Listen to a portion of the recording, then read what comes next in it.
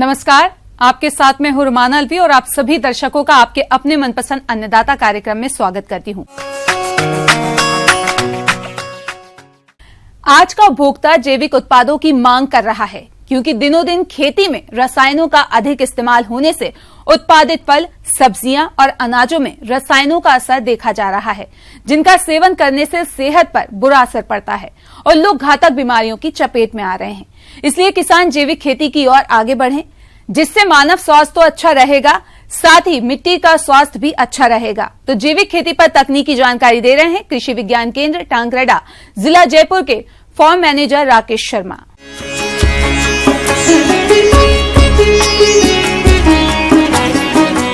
किसान भाइयों, आज के युग में जैविक पर अपन काम करें और जैविक के तरीके से उत्पादन करें तो खर्चा कम होगा। आज मैं आप लोगों को उसी बात पे चर्चा कर रहा हूँ।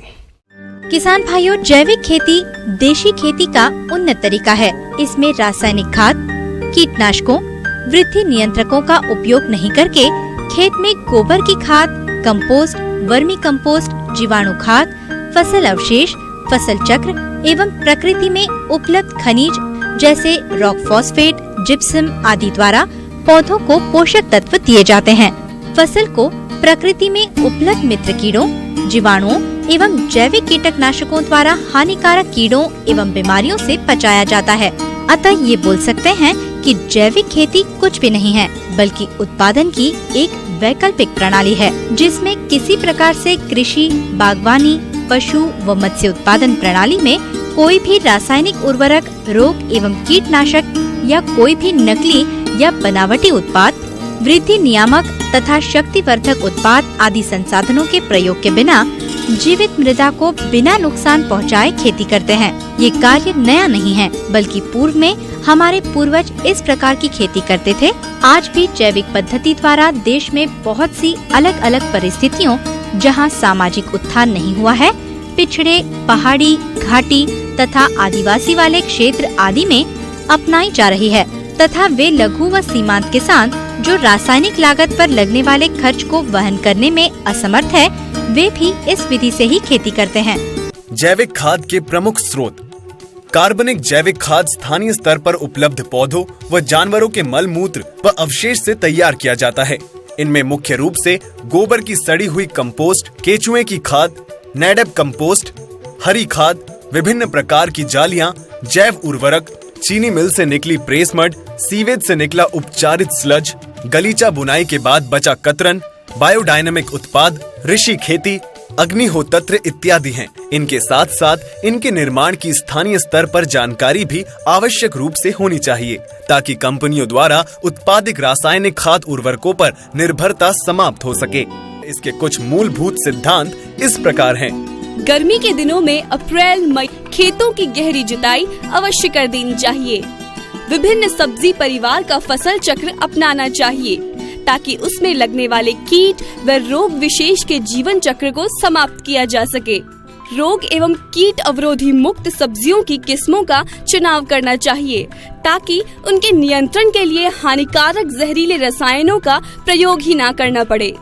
सब्जी विशेष को उनके मुख्य बोई जाने वाली समय के अनुसार ही खेती करनी चाहिए, ताकि कीट व्याधियों का आक्रमण कम हो सके। कीड़ों को आकर्षित करने वाली फसलें सहफसली खेती के रूप में लगाना चाहिए, ताकि मुख्य फसल बर्बाद होने से बच जाए। कि इस समय पानी की कमी हो गई, कीड़े मकोड़ों का अटैक ज्यादा हो गया, रोग दोष भी ज्यादा हो गए, तो अपन एक दवा और है जिसको भी काम में ले सकते हैं। 200 लीटर पानी का अपन एक ड्रम ले सकते हैं, उसमें 5 किलो गुड़ डाल सकते हैं। गुड़ के साथ में अपन 2 किलो बेसन डाल सकते हैं। बेसन के साथ में अपन 100 ग्राम हल्दी, 25 ग्राम हींग और 5 किलो पीपल या बरगद के नीचे की मिट्टी लेकर उसमें डाल देते हैं। इनके साथ में अगर गौमूत्र मिल जाए अपने को तो 5 लीटर वो भी डाल सकते हैं।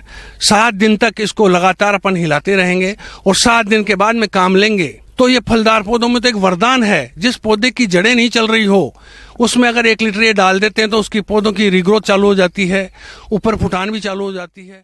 जहाँ तक हो सके कीट व्याधियों का भौतिक रूप से नियंत्रण करें। शुद्ध रूप से कार्बनिक स्रोतों से प्राप्त खाद उर्वरकों का प्रयोग करना। इस प्रकार से यदि हमारे किसान भाई सब्जी उत्पादक अपनी खेती करते हैं तो निश्चय ही उन्हें कम लागत में गुणवत्ता युक्त साग सब्जियों की अधिक पैदावार प्राप्त होगी, जिनका उपयोग करके स्वयं भी निरोगी रह सकते हैं और उपभोक्ता को निरोगी रखते हुए मृदा स्वास्थ्य उत्तम बना सकते हैं।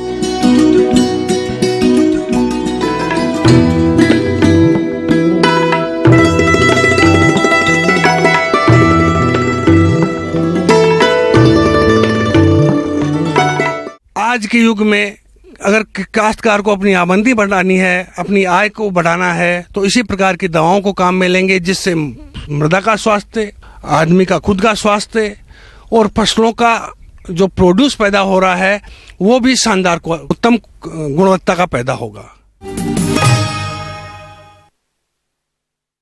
दलहनी फसलें प्रोटीन का मुख्य जरिया तो है ही, साथ ही ये फसलें मिट्टी की उपजाऊ क्षमता को भी बढ़ाती हैं और अब तो कई दलहनी फसलों का दाम भी बढ़ गया है। अगर आप दलहनी फसलों के तहत मूंग की खेती करना चाहते हैं तो अभी इसकी बुआई कर सकते हैं, लेकिन भरपूर पैदावार लेने के लिए मूंग की उन्नत किस्मों की बुआई वैज्ञानिक तरीके से करनी होगी, जिस पर जानकारी दे रहे हैं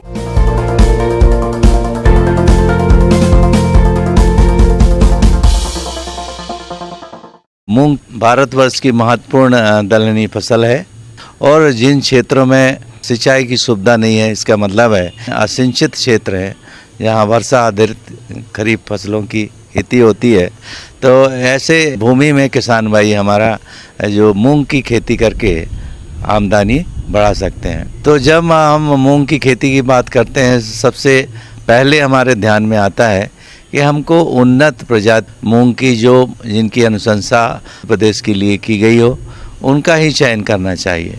उसमें है PDM 139 प्रजाति का, जो प्रदेश में काफ़ी अधिक क्षेत्र में जिसकी काश्त की जाती है। इसके अलावा जो अभी है हम 1 है, हम 12 है, हम 16 है, इसका भी हमारे किसान भाई चयन कर सकते हैं। और एक जो प्रजाति आई है PDM 1, इसका भी हमारे किसान भाई चयन कर सकते हैं। किसान भाइयों, ये थी अधिक उत्पादन देने वाली उन्नतशील प्रजातियां। अब आइए जानते हैं भूमि के चयन और तैयारी तथा खाद उर्वरक प्रबंधन के बारे में।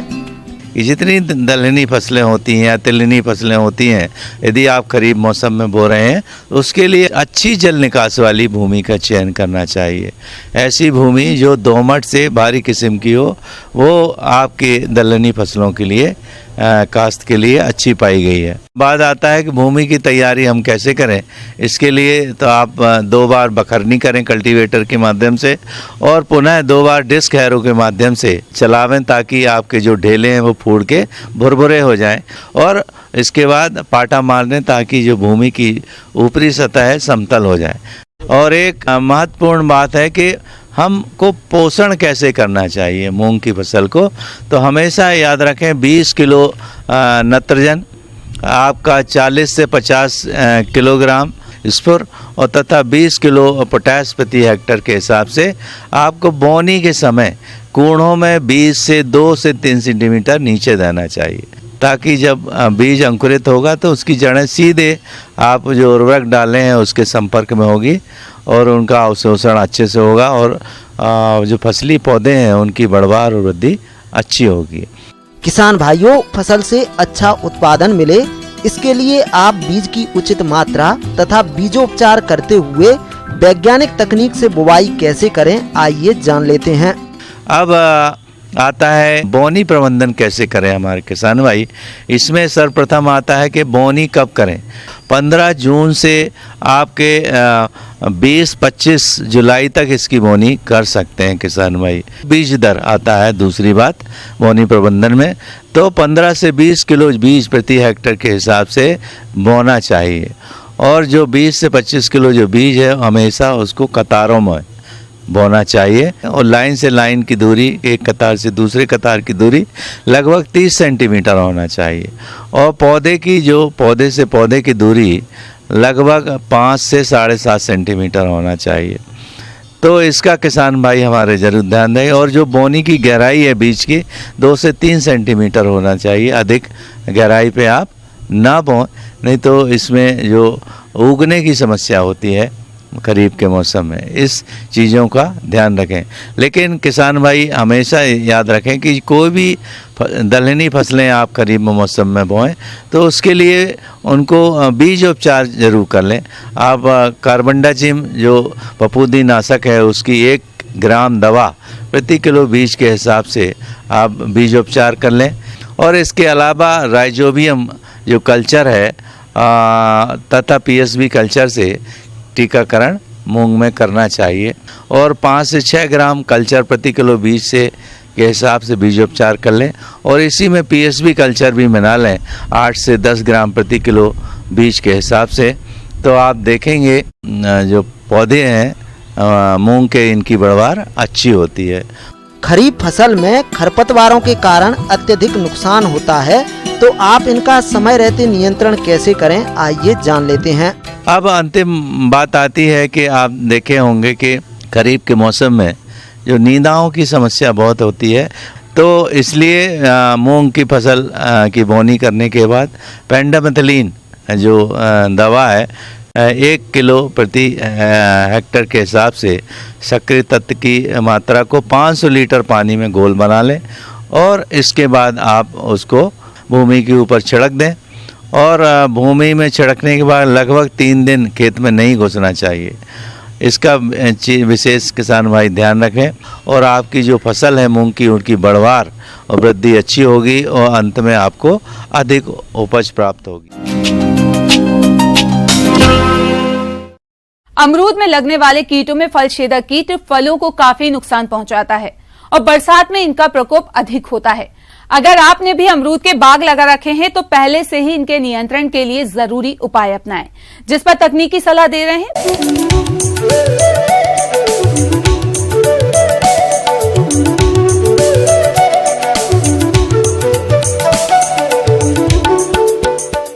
जैसा कि अमरूद को किसानों का सेब कहा जाता है, फलों में किसानों का, गरीबों का सेब कहा जाता है। इस लिहाज से अमरूद एक बहुत ही अच्छा फल होता है जिसमें कि लौह तत्व जिसको आयरन कहते हैं एवं पोटास की बहुत अच्छी मात्रा पाई जाती है। तो इस हिसाब से हमें अपने बगीचों को और फल को बचाने की ज़रूरत है जिससे कि हमें उसकी अच्छी उपज मिल सके। फूल के बाद अंगूर के दाने के बराबर या उससे बड़े जो है फल लग चुके होंगे, तो सबसे ज़रूरी है कि इसमें ध्यान देने की बात है कि आप रेगुलर विजिट करते रहें। मतलब आपको अपने बगीचे में घूमने की ज़रूरत है प्रतिदिन। कहीं फल में किसी प्रकार के कीट तो नहीं लग रहे हैं, जैसे कि फल मक्खी तो अभी नहीं लगती है, फल बेधक लगता है। तो फल बेधक क्या होता है कि इसके जो मादा कीट होती है ये जो है अंडे जो है फल में ओविपोजिटर द्वारा फल के अंदर उसको घुसा करके और उसको इंसर्ट करके अंडे देती है, जिससे जो है वहाँ जा कर के लार्वा बनता है और फिर वो कीट उसमें बन के निकलता है और पूरा फल अंदर से खा करके ख़त्म कर देते हैं। तो जो फल बेधक कीट हैं इनको बचाने की ज़रूरत है। जो पौधे फ्रूट बोरर से लगते गिर जाते हैं उनको हमें इकट्ठा करना चाहिए। इकट्ठा करके किसी पॉलीथीन में बंद करके और उसे मिट्टी में गाड़ देना चाहिए, जिससे कि जो है वो भी बगीचे से बाहर, जिससे कि उससे निकलने वाले लार्वा या जो भी कीट हैं वो दूसरा रोग व्याधि न फैलाए और वो खेत से बाहर रहे। उसके लिए हमें क्या करना है कि मिथाइल पैराथियान का 0.1% का घोल का छिड़काव करना पड़ता है। इस कीट का प्रकोप हो ही नहीं, इसके लिए फेरोमोन ट्रैप का भी प्रयोग कर सकते हैं। इस ट्रैप में नर पतंगे आकर नष्ट हो जाएंगे और बाग में फल बेधक कीटों का प्रकोप नहीं होगा। प्रति हेक्टेयर 12 फेरोमोन ट्रैप्स आते हैं। फेरोमोन ट्रैप क्या है कि इसमें 1.1 का रेशियो होता है कीड़े और मादा कीट में और नर कीट में। तो ऐसे क्या है, अगर 12 हम 1 हेक्टेयर में 12 फेरोमोन ट्रैप लगा दें तो उससे जो नर कीट हैं वो उसमें आकर्षित होकर के उनका लेयर आता है, वो उसकी गंध से, मादा कीट की गंध से उसमें आकर के फंस जाएंगे और वो फिर हमारे जो है उनकी जो जनसंख्या वो कंट्रोल रहेगी और हमारे बगीचे को कोई नुकसान नहीं पहुंचेगा। दूसरा जो है, जब फल पकने लगता है उस समय फल मक्खी लगती है। फल मक्खी कच्चे में नहीं लगती है, ये ध्यान रखें। तो फल मक्खी जब लगती है तो पूरे पके फल में लगती है, तो पूरा फल पेड़ पर पकने न दें, उससे पहले ही उसकी तोड़ाई करके और हम बाज़ार में उसको पहुँचा दें। तो इसके लिए जो फल मक्खी है उसके लिए 0.2% का 0.02% का कार्बारिल का घोल का छिड़काव किया जाता है, जो कि 15 से 20 दिन बाद दोबारा हम कर सकते हैं। तो इससे फल मक्खी का कंट्रोल हो जाता है। इसके अलावा फल मक्खी का नियंत्रण करने के लिए ट्रैप का भी आप उपयोग कर सकते हैं। इनके नियंत्रण के लिए मिथाइल यूजिनाल ट्रैप बाजार में उपलब्ध है। 10 फल वृक्षों पर एक ट्रैप का प्रयोग करें। इसका असर 2 माह तक रहता है। लेकिन अगर यह ट्रैप उपलब्ध नहीं हो पा रहा है तो आप किसी प्लास्टिक बाटल का ट्रैप खुद भी बना सकते हैं। इसके लिए बाजार में उपलब्ध रसायन मिथाइल यूजिनाल एल्कोहल और डाइक्लोरोवास का 4, 6 और 1 अनुपात का घोल तैयार करें और तैयार घोल में किसी लकड़ी के गुटके को 24 घंटे के लिए डुबोएं और जैसा कि विजुअल में दिखाई दे रहा है इस तरीके से गुटके को लगा दें और बाटल में थोड़ा पानी भर के फल वृक्षों पर टांग दें, जिसमें फल मक्खी के नर कीट आएंगे और नष्ट हो जाएंगे। ये ट्रैप 1 महीने तक अच्छी प्रकार से काम करते हैं। अगर ये कार्य आप नहीं कर पाते हैं तो एक और भी आसान विधि है। किसी घड़े या अन्य पात्र में गुड़ का गाढ़ा घोल बनाकर उसमें मैलाथियान कीटनाशी मिला लें और जगह जगह रख दें। इससे भी फल मक्खी कीट पर आसानी से नियंत्रण पा सकते हैं।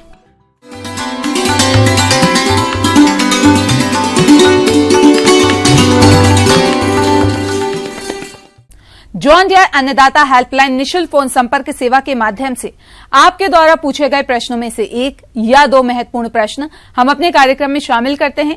इसी के तहत आज का चयनित प्रश्न और उसका जवाब इस प्रकार है।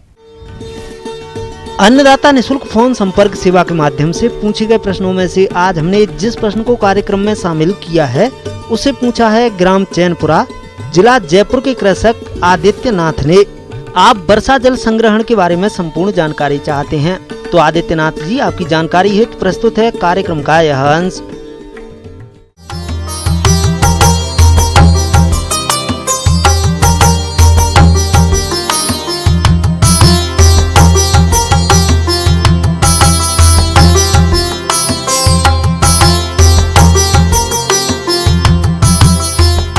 हम आपसे चर्चा करेंगे कि हमारे क्षेत्र में बरसात काफ़ी कम होती है और यहाँ का जो ग्राउंड वाटर है वो खारा है, तो इसलिए हम खेतों में पेड़ पौधे नहीं लगा पाते हैं। हमारे राज्य के बहुत से भागों में पानी की बड़ी किल्लत है और जो थोड़ा बहुत उपलब्ध भी है वह खारा है। यदि आप वर्षा जल का संग्रहण करते हैं तो पानी की गुणवत्ता भी सुधार कर सकते हैं, साथ ही पानी की इस विकट समस्या से छुटकारा भी पा सकते हैं। तो किस प्रकार करें वर्षा जल का संग्रहण, आइए जानते हैं। इसके लिए जो छत है, हमारे छत का एरिया है या जो पक्का एरिया है, उस एरिया का पानी को हम सीजन में स्टोर कर सकते हैं। वाटर हार्वेस्टिंग स्ट्रक्चर बना करके उसमें डिग्गी बना सकते हो आप, या पक्का तालाब टाइप का बना करके उस पानी को यदि हम स्टोर करें तो एक तो ये होगा कि हमारे जो पेड़ पौधे लगाने के लिए हमें पानी मिल जाएगा, पानी पीने के लिए मिल जाएगा।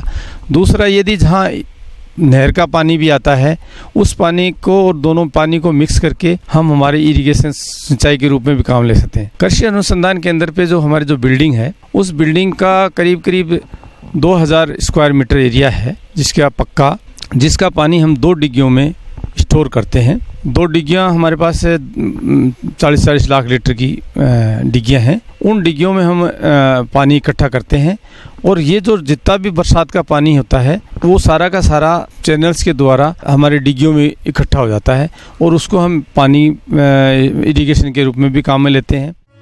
किसान भाइयों, अभी आपने वर्षा जल या छत का पानी को इकट्ठा करने की तकनीक के बारे में जाना।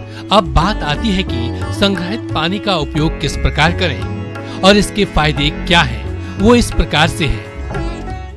किसान भाई यदि पानी, बरसात के पानी को, जो छत का पानी है जितना भी है, उसको यदि खेत में इकट्ठा करेगा तो जो हमारा ग्राउंड वाटर जो दिनों दिन नीचे जा रहा है वो भी इम्प्रूव होगा। और ग्राउंड वाटर यदि इम्प्रूव होगा तो हमारे आगे जो पानी किल्लत जो आ रही है, पानी की जो समस्या आ रही है, उससे हमें काफ़ी निजात मिल सकती है। हमारे यहाँ जो बरसात हो रही है वो करीब करीब एवरेज बरसात ये मानते हैं कि 200 से 300 mm के बीच में होती है। उसका हम मानते हैं कि करीब करीब 30-35% पानी है वो बह के जाता है और उस पानी को यदि हम स्टोर करें तो करीब करीब 1.5 से 2 लाख लीटर पानी हम इकट्ठा कर सकते हैं। जो हमारे जो छत का एरिया है उससे के हिसाब से हम करीब करीब 1.5 से 2 लाख लीटर पानी स्टोर करते हैं और उसको पानी इरिगेशन के रूप में काम में लेते हैं, या फल वाले पौधे जितने भी हम लगा रखे हैं उनमें ड्रिप के द्वारा वो पानी देते हैं, ताकि सीजनल फ्रूट्स हैं या जो ऑर्चर्ड्स हैं उनको सर्वाइव किया जा सके। किसान भाइयों से मेरा निवेदन यही है कि जो बरसात का पानी है उसको अपने खेत से बाहर नहीं जाने दें, अपने छत का पानी है उसको खेत से बाहर नहीं जाने दें, बह के नहीं जाने दें, उसको स्टोर करें, कैसे भी क्या डिग्गी में बनाएं या टांका बना करके, ताकि उनके पीने की समस्या जो पानी जो आज दूषित पानी आता है या खारा पानी है, वहाँ जो पीने की समस्या है वो भी दूर होगी और वो अपने खेत में कुछ पेड़ पौधे लगा सकता है। वो पेड़ पौधे उसको आगे चल के फ्रूट देंगे तो उसकी इनकम भी, फार्मर की इनकम भी बढ़ेगी। हमारे यहाँ कुछ किसान लोगों ने बेरी का पेड़ लगा रखे हैं डिग्गी टांके के पानी से, और उनको साल में 1.5 से 2 लाख रुपए इनकम हो रही है। तो ये कोई भी किसान है जिसका छत का एरिया है, पक्का एरिया आसपास है, उसका पानी स्टोर करे और अपने फार्म की इनकम बढ़ाए और अपने स्वास्थ्य का भी ध्यान रखे, और जो ग्राउंड वाटर नीचे जा रहा है उसको भी रोका जा सके। आइए अब एक नजर डालते हैं राज्य के कुछ चुनी हुई मंडियों के प्रमुख फसलों के बाजार भाव पर।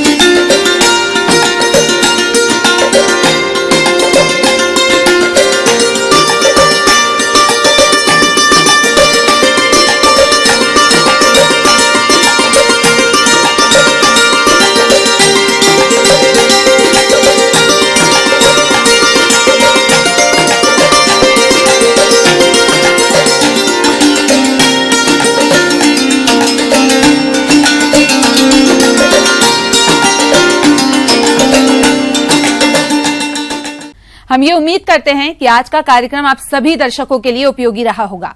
किसान भाइयों, अन्नदाता आपकी सेवा के लिए संकल्परत है। कृषि संबंधी समस्या और सुझावों के लिए आप हमें इस पते पर संपर्क कर सकते हैं। प्रोड्यूसर अन्नदाता, News 18, Rajasthan, Ramoji film city, Hyderabad 501512। साथ ही आप हमें ईमेल भी कर सकते हैं। हमारा ईमेल है p18annadatarajasthan@nw18.com।